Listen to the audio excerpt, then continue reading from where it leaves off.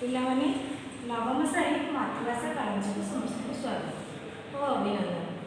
ଆଜି ଆମେ ସମୂହ ଦୃଷ୍ଟିର ତୃତୀୟ ଭାଗ ପଢ଼ିବା। ସମୂହ ଦୃଷ୍ଟିର ଲେଖକ ହେଉଛନ୍ତି ସଦାଶିବ ମିଶ୍ର।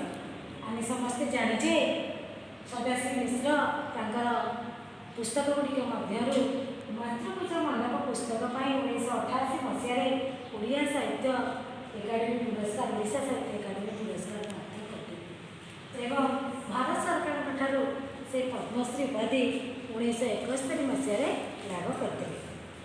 ଆଜି ଆମେ ପରମା ରାଷ୍ଟ୍ର ବିଷୟରେ ପଢ଼ିବା ବା ଜାଣିବା। ଆଉ ଗାନ୍ଧୀ ଅର୍ଥନୀତି କ'ଣ, ନାସିତତ୍ଵ କ'ଣ, ଏ ବିଷୟରେ ମଧ୍ୟ ଜାଣିବା।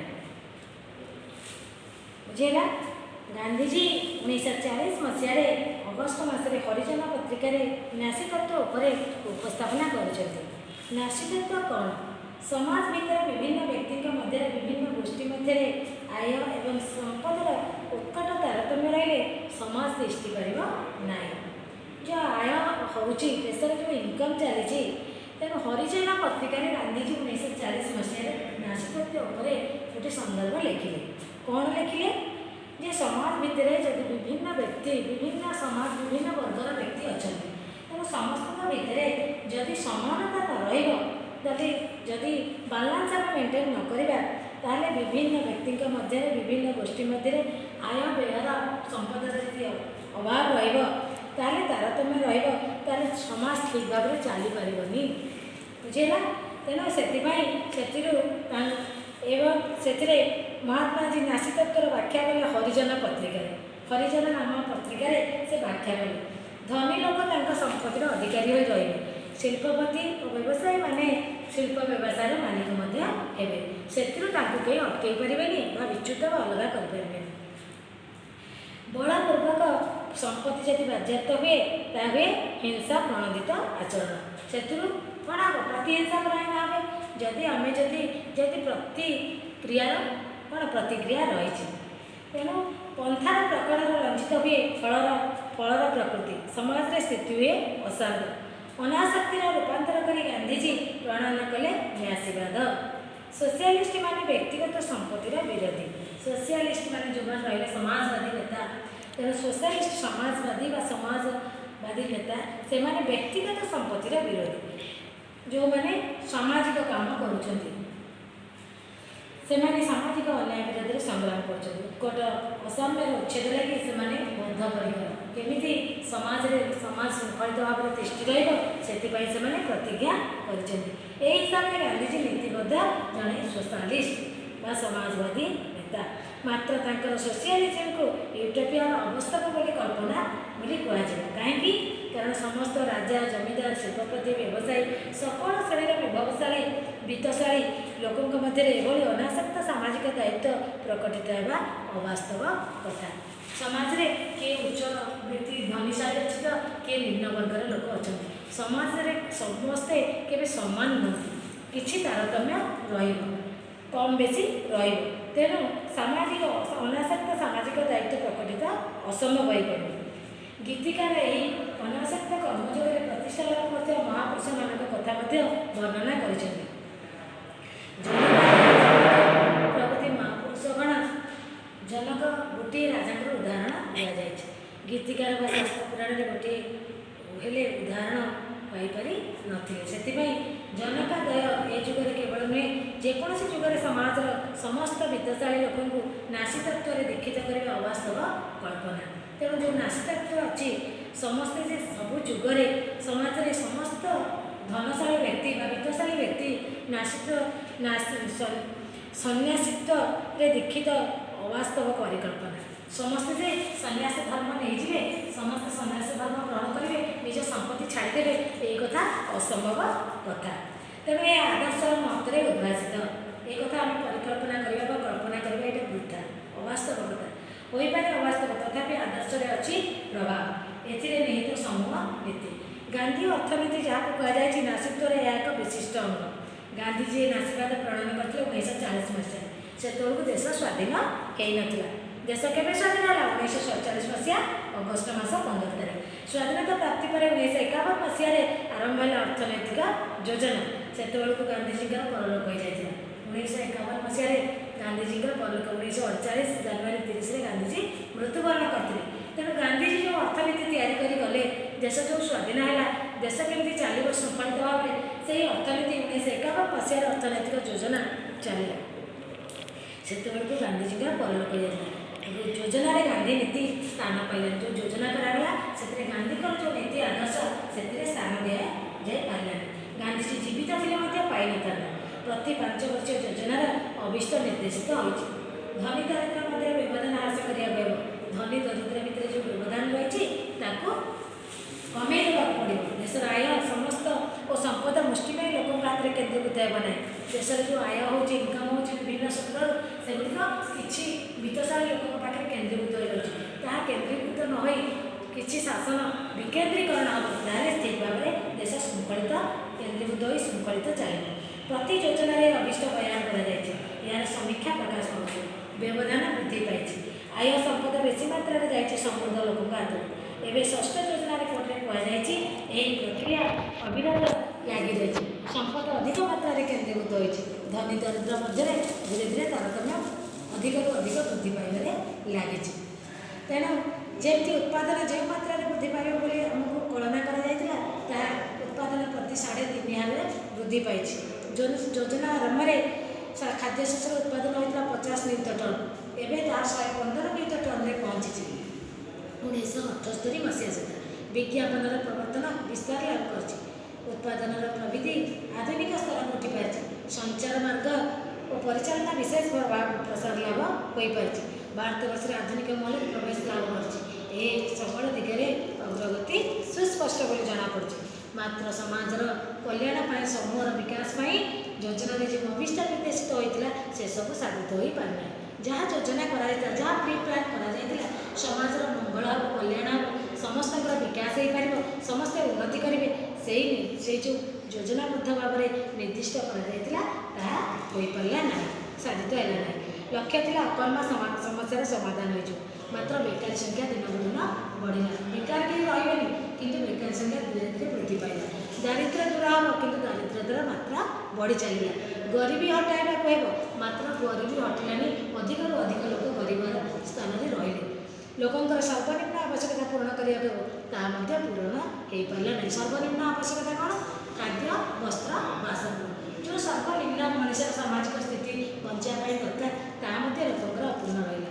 ମୁଣ୍ଡ ବୁଜିବାକୁ ଖଣ୍ଡେ ଘର ମିଳିଲାନି, ପାଣି ପିଇବାକୁ ମଧ୍ୟ ପାଣି ମିଳିଲାନି। ଶାସନର ବିକେନ୍ଦ୍ରୀକରଣ କରାଯିବ, ମାତ୍ର ଶାସନ ଅଧିକରୁ ଅଧିକ ଲୋକଙ୍କର ପଇସାବାଲା ଲୋକଙ୍କ ହାତରେ କେନ୍ଦ୍ରୀଭୂତ ହୋଇ ରହିଲା। ସମ୍ବଳର ଅଭାବ ନଥିଲା। ପ୍ରକଳ୍ପ ପ୍ରସ୍ତୁତ ହେଲା, ପରିବ୍ୟୟ ଧାର୍ଯ୍ୟ କରାଗଲା, ପ୍ରଭୁତ୍ୱ ଅର୍ଥରେ ବିନିଯୋଗ ହେଲା। ମାତ୍ର ଯେଉଁ ଚିନ୍ତାଧାରା ଥିଲା, ଯେଉଁ ଅଭିଷ୍ଟ ଥିଲା, ଯେଉଁ କଳ୍ପନା ଥିଲା, ଯାହା ନିର୍ଦ୍ଦିଷ୍ଟ କରାଯାଇଥିଲା, ତାହା ସାଧିତ ହେଲା ନାହିଁ। ଏକାନ୍ତ ଅଭାବ ହେଲା କ'ଣ? ଲୋକମାନଙ୍କର ଆଗ୍ରହ, ଆଭିମୁଖ୍ୟ ଓ ଆନ୍ତରିକତା। ଗାନ୍ଧୀଜୀ ତାଙ୍କର କର୍ମଯୋଗରେ ନାସିବାଦରେ ଦେଇଥିଲେ ଏକ ସମୂହ ଦୃଷ୍ଟି, ଦେଇଥିଲେ ରାଜଶ୍ରୀ ଜନକଙ୍କର ତୀକ୍ଷ୍ଣ ଖଡ଼୍ଗର ଉଦାହରଣ। ରାଜଶ୍ରୀ ଜନକ ଯେଉଁ ତୀକ୍ଷ୍ଣ ଖଡ଼୍ଗ ଝୁଲେଇଥିଲେ, ଶାସନର ଶୃଙ୍ଖଳ କେମିତି ଠିକ୍ ରହିବ, ରାଜା ଶାସନ କାର୍ଯ୍ୟ କରିବା ସହିତ ଋଷିର କର୍ତ୍ତବ୍ୟ ମଧ୍ୟ ପାଳନ କରୁଥିଲେ। ତେଣୁ ଯେମିତି ଗୋଟେ ଉଦାହରଣ ଦେଇଥିଲେ ଡକ୍ଟର ସଦାଶିବ ମିଶ୍ର ଉକ୍ତ ବିଷୟରେ, ସେ ଦୃଷ୍ଟିରୁ ଶୀତଳ ଭଣ୍ଡାର ନିକ୍ଷେପ କରିଦିଆଗଲା। ତାକୁ ଯେମିତି ଆମେ ଖତ ଖତରେ ଫୋପାଡ଼ି ଦେଉ, ତାହା ଶୀତଳ ଭଣ୍ଡାରରେ ଫୋପାଡ଼ି ଦିଆଗଲା। ପ୍ରଖ୍ୟାତ ଅର୍ଥନୀତିଜ୍ଞ ଗୁନାର ମେରିଡାଲ ତାଙ୍କ ନୋବେଲ ପୁରସ୍କାର ପ୍ରାପ୍ତ ଏସିଆନ୍ ଡ୍ରାମାରେ ପ୍ରଖ୍ୟାତ ଅର୍ଥନୀତିଜ୍ଞ ଇକୋନୋମିଷ୍ଟ, ଯିଏକି ଯେଉଁମାନେ ଅର୍ଥନୀତିର ତିଆରି କରିଥାନ୍ତି, ପ୍ରଖ୍ୟାତ ଅର୍ଥନୀତିଜ୍ଞ ଗୁନାର ମେରିଡାଲ ତାଙ୍କ ନୋବେଲ ପୁରସ୍କାର ପାଇଥିବା ଏସିଆନ୍ ଡ୍ରାମାରେ ନରମା ରାଷ୍ଟ୍ର କଥା କହିଛନ୍ତି। ଯେଉଁ ନରମା ରାଷ୍ଟ୍ର କଥା କି କ'ଣ, ଯେ ନରମା ରାଷ୍ଟ୍ରର ଲକ୍ଷଣ କ'ଣ? ତା ସାମାଜିକ ଶୃଙ୍ଖଳାର ଅଭାବ। ଯେଉଁ ନୀତି ନିୟମ ପ୍ରଣୟନ କରାଯିବ ତାକୁ କେହି ମାନିବେନି, ତାକୁ ସମ୍ମାନ ଦେବେନି, ତାହେଲେ କ'ଣ ହେବ? ଲୋକମାନେ ବିଶୃଙ୍ଖଳିତ ଆଚରଣ ଦେଖେଇବେ। ତେଣୁ ଭାରତ ପରି ମନ୍ଦ ବିକଶିତ ଦେଶରେ ଅଛି ନରମା ରାଷ୍ଟ୍ର, ସେଥିଲାଗି ବିକାଶ ଅପ୍ରତିହତ ହେଉଛି ବା ପ୍ରତିହତ ହେଉଛି। କାହିଁକି? ସେଠି ବିକାଶ କିଛି ହେଇପାରୁନି। ଏ ଦେଶରେ ଯୋଜନାରେ ଅଛି ମନ୍ଦ ହାସର ଆକର୍ଷଣ, ନାଇଁ ସ୍ନିଗ୍ଧ ହାସର ଅନୁରାଗ। ଯେଉଁ ଯୋଜନା ଗୋଟେ କାର୍ଯ୍ୟକାରୀ ହେବା କଥା, ସେଠି ଏଇଭଳି କ୍ରିୟାପ୍ରୀତି ଦୋଷଣ ଯୋଗୁଁ ସେଇ ଯୋଜନା ସବୁ ଫସର ଫାଟି ଯାଉଛି ବା କାର୍ଯ୍ୟକାରୀ ହେଇପାରୁ ନାହିଁ। ନରମା ସେଠି ଅଛି, ଏ ଦେଶର ଯୋଜନାରେ ଅଛି ମନ୍ଦ ହାସର ଆକର୍ଷଣ, ନାଇଁ ସ୍ନିଗ୍ଧ ହାସର ଅନୁରାଗ। ଯାହା ଆମେ ଧୀରେ ସୁସ୍ଥେ କରିକିରି କାମଟାକୁ ଭଲରେ କରିକିରି ଶୃଙ୍ଖଳିତ ଭାବରେ କରିବା, ସେଇ କଥା ହେଇପାରୁନାହିଁ ଭାରତବର୍ଷରେ। ଯେହେତୁ ଭାରତବର୍ଷରେ ନରମା ରାଷ୍ଟ୍ରର विशेष गुण देखा सामाजिक श्रृंखलार अभाव। उच्च नीच शिक्षित अशिक्षित सकल स्तर में जेकोसी व्यवस्था कि निर्देश प्रणयन करा बेले ताहाको अमान्य करने लोक बहुत रही स्वभाव में पड़ जाए लोक मैंने मानु ना गोटे नियम है विद्यालय आम गोटे नियम करूँ श्रृंखलित भाव में सब गुरुजी मानवे ताले कमटी सुरुखुर हो पार जदि से किसी बाहर जदि अमान्य करेंगे किसी लोक बाहर ताले से कार्यटी प्रतिहत हम कर्मरे अवहेला आदेश प्रतिरोध विभिन्न विभाग में विभिन्न स्तर में एक साधारण प्रवृत्ति पलटि जाए जार सामाजिक प्रतिष्ठा अच्छी राजनैतिक क्षमता अच्छी से अबाध स्वास्थ्य सिद्धि लगी तार जेकोसी कार्य कर चली मेरिडाल बहु उदाहरण दे ये सब कथा प्रमाण कर नरमा राष्ट्र अर्थनैतिक विकास प्रतिहत होगा स्वाभाविक तेणु जो नरमा राष्ट्र अच्छी ये सब कमर विकास न हो कौन क्षति हेब अग्रगति न हो अनग्रगति हेब गांधीजी नेतृत्व में स्वाधीन संग्राम चलता बेले संग्राम मान मध्य समूह दृष्टि भारतवर्ष को क्षमता हस्तांतरित होबार पूर्वाभास गांधीजी लक्ष्य कले समूह दृष्टि परिवर्ते नेतृमहल में स्वार्थ दृष्टि विशेष भाव में प्रकटित होती समूह दृष्टि समस्त को समान दृष्टि देखा आग पछ विचार कर कम करवा सेटा हूँ समूह दृष्टि लक्ष्य किंतु भारतवर्ष को क्षमता हस्तांतरित होगा पूर्वाभास गांधीजी लक्ष्य करते समूह दृष्टि परिवर्ते नेतृमहल जो लोक मैंने नेतृत्व नहीं से नेतृमहल में किसी लोक अच्छा स्वार्थन्वेषी लोक जे कि निजर स्वार्थ देखुं तेणु स्वार्थ दृष्टि विशेष भाव में प्रकटित होणु गांधीजी अत्यंत मर्माहत हो पड़े चिंताधारा लोक मानकर देखिए जो मैंने नेतृमहल में ये कम कर गांधीजी को दुखरे भांगी पड़े 1947 मसीहा अगस्ट 15 तारिख जो भारतवर्ष में स्वाधीनतार मध्यरात्रि आम स्वाधीनतार महोत्सव में विभोर होते गांधीजी सुदूर एक मफसल एक पल्ली में अतिबाहित करते गोटे विषन्न रजनी गोटे गांधीजी गोटे रजनी बिताऊे गोटे रिपोर्ट मफसल गाँव जातिर जनक को प्रत्याख्यान करी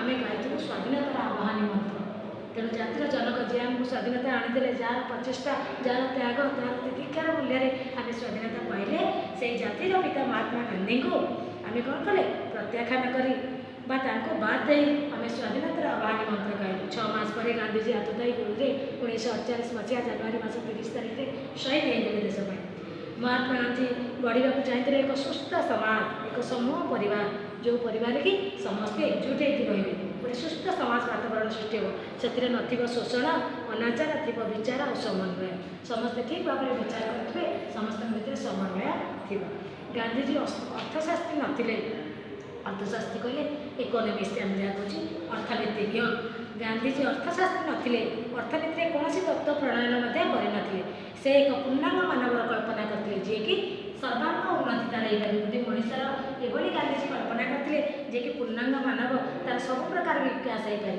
बौद्धिक शारीरिक मानसिक सब स्तर में आध्यात्मिक सब स्तर में तार विकास हो से नैतिकता अर्थनीति राजनीति समाज दृष्टि भितर समन्वित भाव रही सेगुड़िक पृथक कर सकल चिंता कल्पना भाषण गोटे रचना गोटे सृष्टिर समारोह रही दायद मैंने पूर्वपरी संगति विच्छिन्न कर निजर सुविधा अनुगामी गांधीजी लेखार उद्धार करुँच गांधी वचन को प्रवचन रूप आवश्यक बेले प्रचार कर तेणु जो लोक मैंने अच्छा भाषणवादी दौरान से गांधीजी विचारधारा को ग्रहण कर केवल सभा समिति में कहते गांधी यही आदर्श अनुप्राणित थे किंतु से विचार को जिते कार्यकारी कर गांधी वचन को प्रवचन रूपे समस्ते व्यवहार कर प्रचार कर गांधीजी परिकल्पना मंत्र था समूह दृष्टि समाज आत्मसर्ग समाज जीवन बलिदान देवा आत्मोत्सर्ग करवा से सब विवृत्ति परिणत हो जाए से सब आज बही लेखार रही जाए विवृत्ति रही जाए आम केवल व्याख्या करछे भाषण दौचे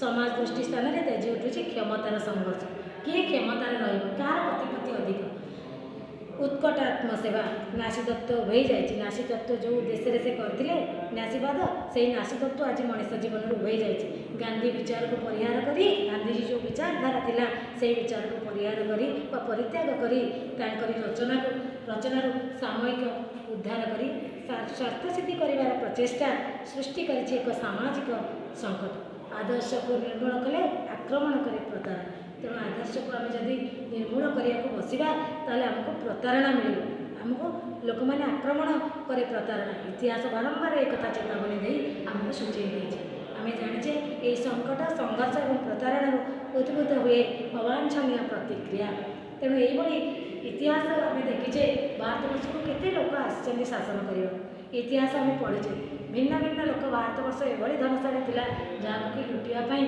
अनेक धर्मावलंबी लोक ये भारतवर्ष को आसीछन्ति सिख मुस्लिम मोगल समस्ते आसी इंग्रेज समस्ते आसी भारतवर्ष को आम जो चेतावनी पाइचे यही संकट संघर्ष और प्रतारणा आमर उद्भूत हुए अवांछनीय प्रतिक्रिया आसे आज पिला माने एतिकी आसंता क्लास रे प्रश्न उत्तर आलोचना करबा धन्यवाद।